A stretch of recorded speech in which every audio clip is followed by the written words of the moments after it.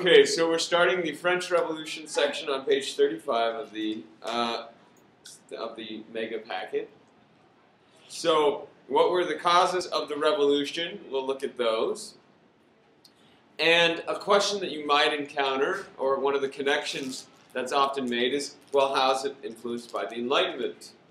Well, you can just as often think, well, how is the French Revolution influenced by the commercial revolution and the rise of the bourgeoisie? And so there are many connections that can be made.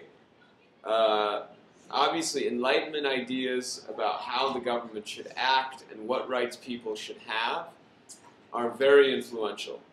But also, economically, we see the emergence of this bourgeoisie, this class, that is resistant to the historic feudal rights that the nobles have. And so this also is leading to the conflicts that are going on leading up to the French Revolution. And remember, the French Revolution itself starts with the nobles being the ones that are intransigent. The nobles are resistant to the king's demands for higher taxes. And so it's ultimately them that start the conflict by demanding the calling of these States General. And we'll talk about that further.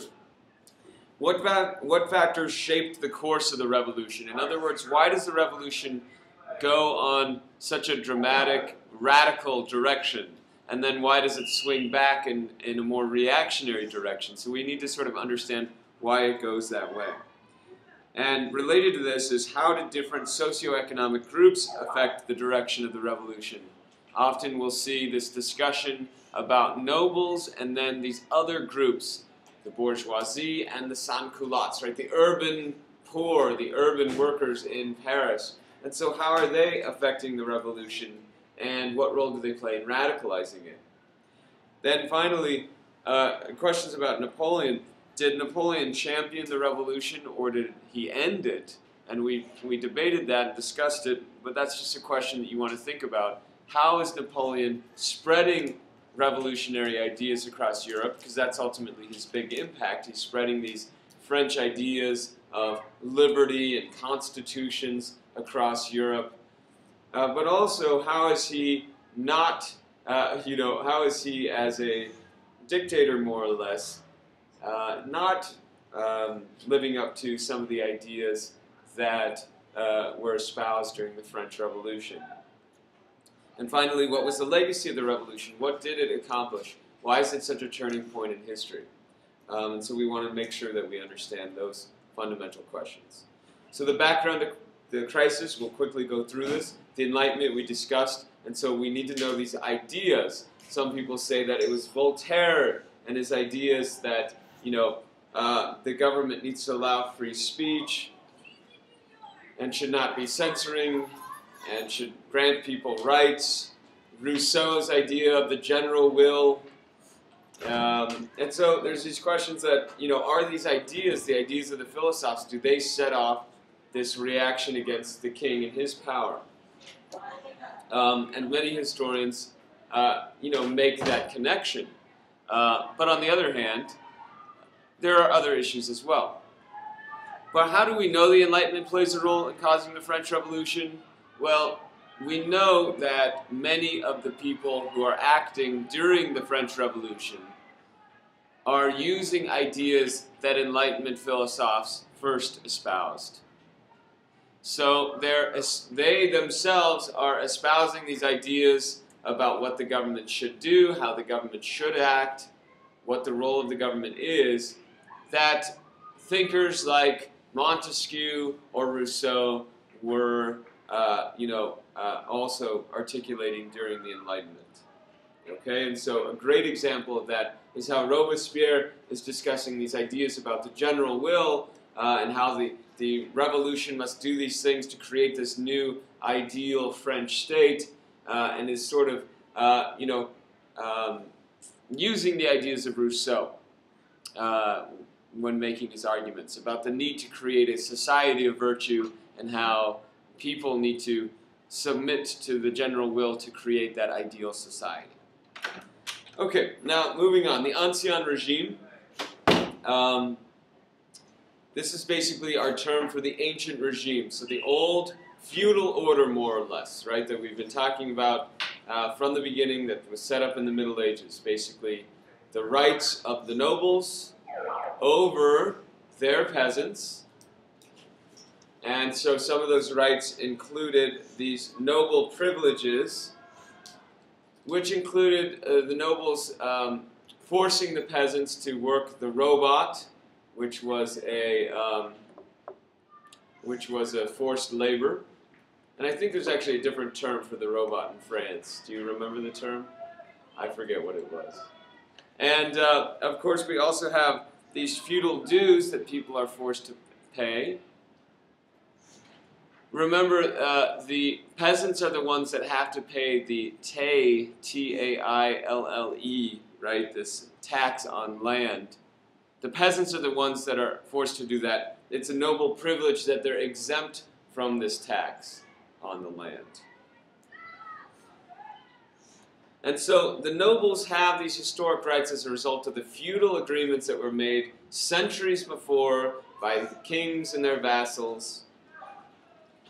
And what we see is that the estates, then, society in France is divided into three estates. There is the first estate, which is the church. And in France, this is the Catholic Church. There is the second estate, which is the nobles. And the third estate is everyone else.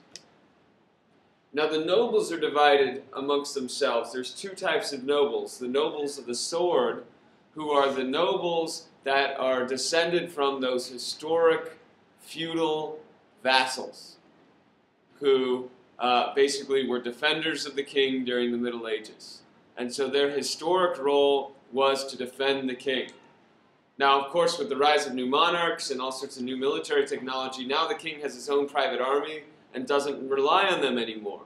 But their historic role, the nobles of the sword, their historic role was defense of France and to defend in the name of the king. And then there's this new class of nobles called nobles of the robe.